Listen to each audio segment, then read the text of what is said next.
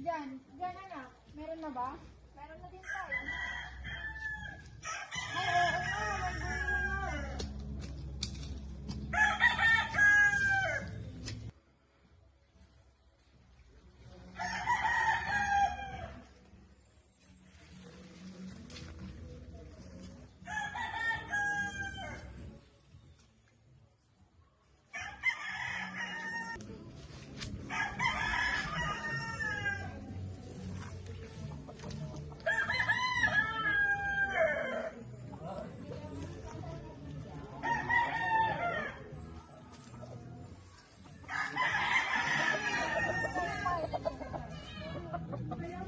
May bunga na.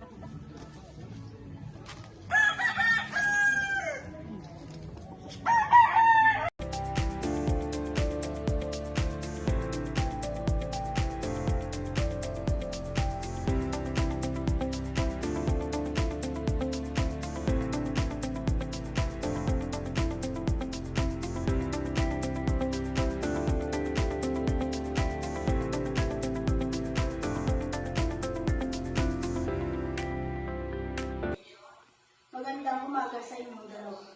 Bago natin simulan ng lahat, gusto kong malaman nyo na naparito tayo upang solusyonan ang inyong mga hinaing sa patas at payapang paraan. Gusto kong pakinggan ninyo ang hinaing ng bawat isa. Paano ba naman kasi, Madam Captain? Ang kambing ni Enteng, walang tigil na pumapasok sa gulayan ko. Sinira niya lahat ng pananim ko na halos pinagpaguran ko yun ng ilang buwan. Sa galit ko, napatay ko yung kambing niya, pero di ko sinasadya yun. Nadala lang ako sa emosyon at galit ko. Oo, aminado ako. Lumabas ang kambing ko at pumasok sa gulayan niya. Ang hindi ko matanggap ay kung bakit niya ito napatay. Para sa akin, mahalaga ang kambing na yun. Para sa pangkabuhayan ng aking pamilya. Kung mayroong problema, hindi dapat humantong sa pagpatay. Alam kong may mali ako, kaya naman handa akong bayaran yung kambing mo. Hindi ko naman sinasadya yung nagawa ko, at pinagsisihan ko naman yun. Naintindihan ko na nagalit ka. Pero sana kinausap mo na lang ako noon. Hindi na sana tayo humantong sa ganito. Pero gusto ko rin maging patas. Kung magbabayad ka, magbabayad rin ako para sa nasirang gulay mo. Mukhang parang naman kayo interesado makipagkasundo. Ang susunod na hakbang ay pag-uusapan natin kung magkano ang babayaran ninyo sa isa't isa. Randy, magkano sa palagay mo ang halaga ng nasira mong gulay? Madam Captain, sa tingin ko, umaabot ito sa 3,000 halaga na nasira sa pananim ko na gulay.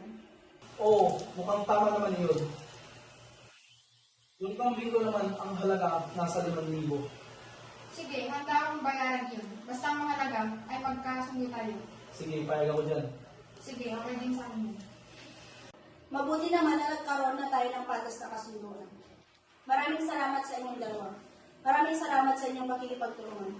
Lagi natin tandaan na mahalaga ang pagpapatawad at komunikasyon sa isa't isa upang maiwasan natin ang ganitong problema sa hinaharap.